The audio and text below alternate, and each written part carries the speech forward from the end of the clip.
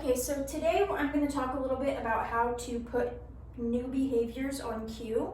And what I mean by that is just putting a word to whatever behavior you're working on. So if it's to sit, obviously the word sit. If it's a down, obviously the word down.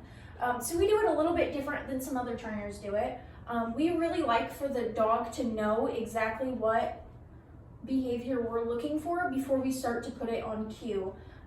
The reason for that is because it starts to limit a lot of confusion. I'm sure you've seen people before asking their dogs to sit or lay down and their dog just completely ignores them.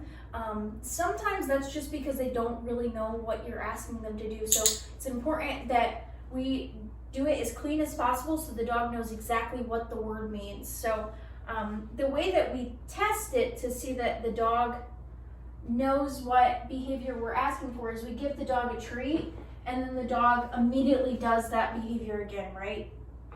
So she eats the treat, she immediately lays down again.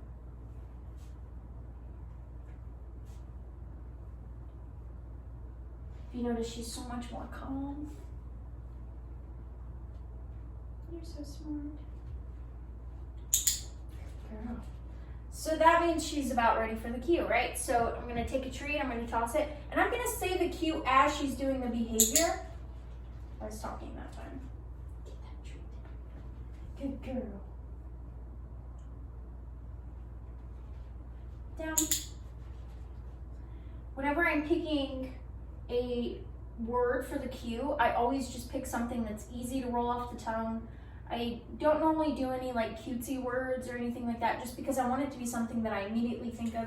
That way if I need to cue my dog in a hurry, it rolls off the tongue really quickly. And then I also pick cues that aren't similar to any of their other cues. So generally I wouldn't do like spin, and then for like a chin rest I wouldn't say chin. So those two words, I would like them to be really different because dogs generally just hear the sounds of things and have a hard time deciphering what word is what word. So she's gonna sniff around a little bit, that's okay.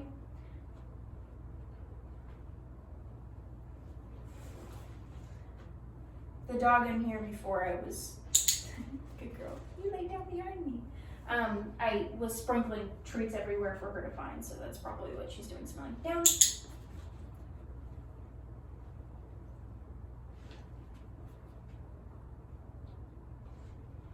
Down.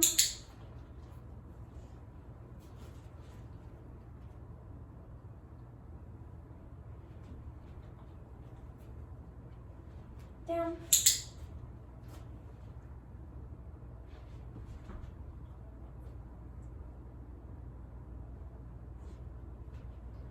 Down.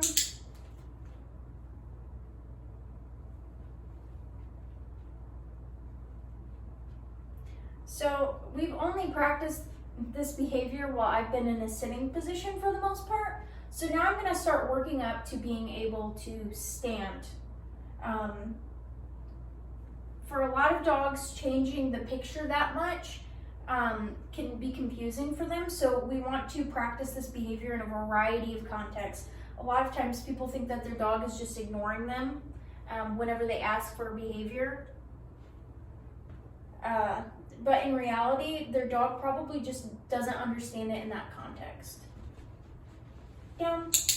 So I'm going to start working up to being on my knees here. So I'm going to be a little bit taller. Down.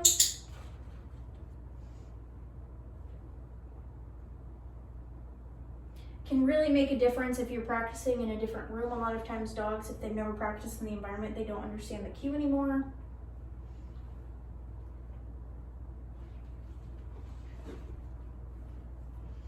Down. She's so much more calm. She's not whining. She's very relaxed. She's got loose body language.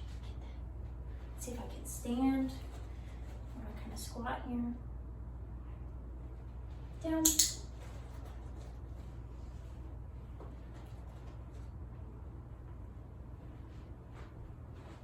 I'm gonna stand up straight.